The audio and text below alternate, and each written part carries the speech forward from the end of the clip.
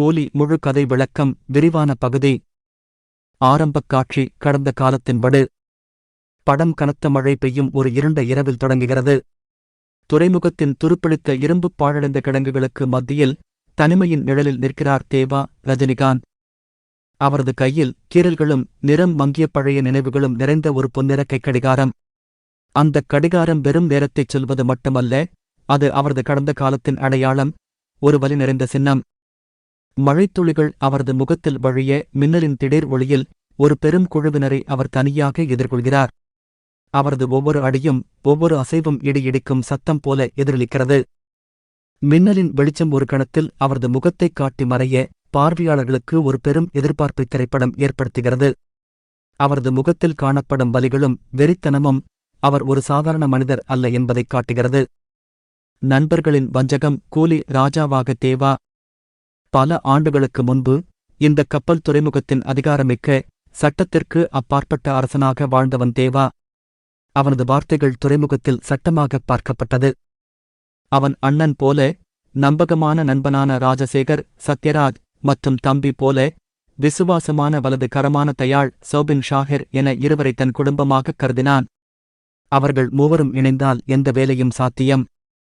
ஒரு இரவில் ஒரு பெரிய தங்கக் கடத்தல் ஒப்பந்தம் நடந்து கொண்டிருந்தபோது சைமன் நாகார்ஜுனா என்ற ஒரு புதிய வில்லன் தனது சூழ்ச்சியால் தேவாவை துரோகம் செய்ய திட்டமிடுகிறான். சைமனின் கவர்ச்சியான பேச்சுகளால் ராஜசேகர் மற்றும் தயாள் இருவரும் மூளைச்சலவை செய்யப்படுகின்றனர். சைமனின் சொத்து மற்றும் அதிகாரம் குறித்த வாக்குறுதிகள் ராஜசேகரின் பேராசையைத் தூண்ட, தயாள் தனது நண்பனின் பாதுகாப்பிற்குப் பயந்து ராஜசேகரின் திட்டத்திற்குச் சம்மதிக்கிறான். அந்த துரோகம் நிறைந்த இரவில் தேவா தனது அதிகாரத்தை, கீர்த்தியை, நண்பர்களை மற்றும் தனது உயிரையும் இழக்க நேரிடுகிறது. அந்த துரோகத்தின் அடையாளமாக ராஜசேகர் தேவாவின் பழைய கைக்கடிகாரத்தை உடைத்து எறிகிறான். உடைந்த அந்தக் கடிகாரத்தின் நினைவாக தேவா ஒரு புதிய பொன்னிற கைக்கடிகாரத்தை அணிந்து, அதில் அந்த துரோகம் நிகழ்ந்த தேதியை பொறித்து, அதை ஒரு வலியான நினைவாக தன் கையில் தாங்கிக் கொள்கிறான். அமைதியான வாழ்க்கை, ஒரு புதிய தொடக்கம். துரோகம் நிகழ்ந்த பல ஆண்டுகளுக்குப் பிறகு தேவா ஒரு சிறிய நகரின் ஓரத்தில் உள்ள ஒரு ஓட்டலில் ஓட்டுநராக எளிய வாழ்வு வாழ்கிறார். அவரது தலைமுடியில் நரை இருந்தாலும் அவரது முகத்தில் ஒரு மெல்லிய புன்னகை எப்பொழுதும் இருக்கும். ஒரு சாதாரண மனிதனாக தன்னுடைய கடந்த காலத்தை மறந்து வாழ முயல்கிறார்.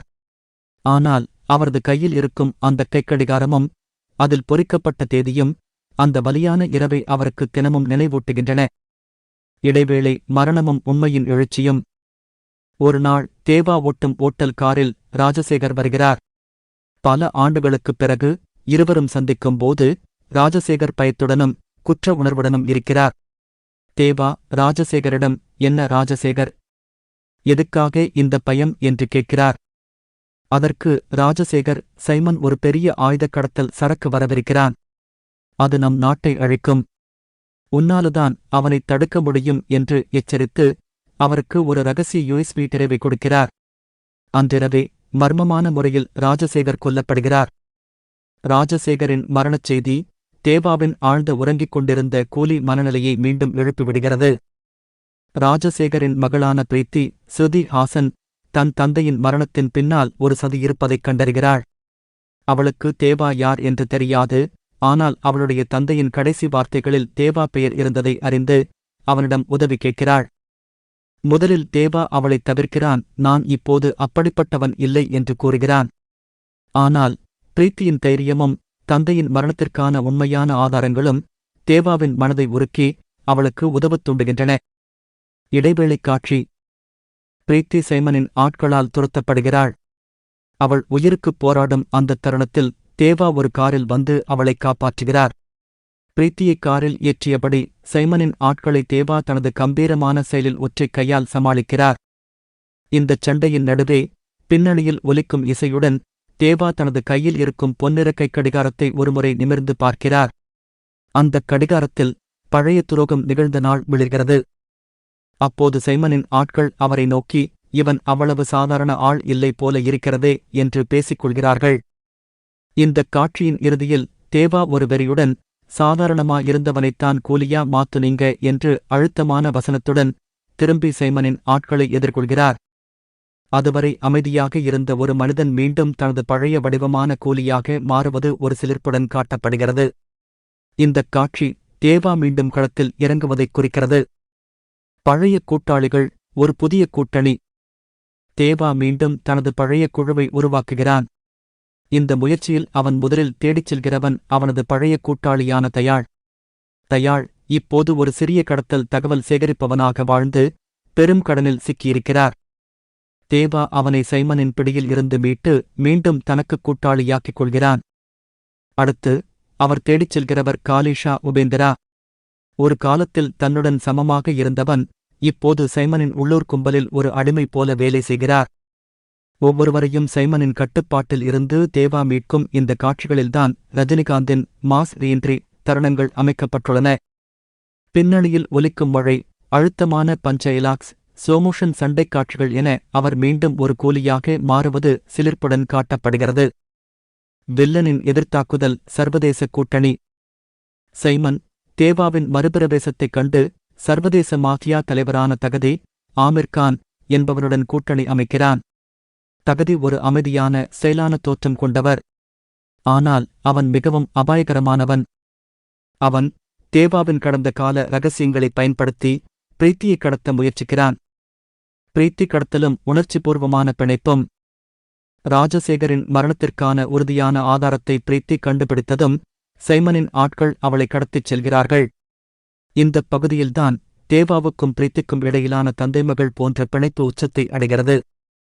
இந்தக் கட்டத்தில் தேவாவின் நீண்ட நாட்களாகப் பிரிந்திருந்த அம்மாவான வஹீதா ரஹ்மான் மீண்டும் அறிமுகமாகிறார். அவரும் சைமனின் கட்டுப்பாட்டில் இருக்கிறார். கிளைமாக்ஸ், ஒரு துறைமுகப் போர். கடும் மழை, சரக்குக் கப்பல்களின் கூச்சல், சைரன்கள் ஒலிக்கும் ஒரு இரவில் தேவா தனது குழுவினருடன் துறைமுகத்திற்குள் நுழைகிறார். அங்குதான் தங்கக் கடத்தல் பெட்டகங்கள் இருக்கின்றன.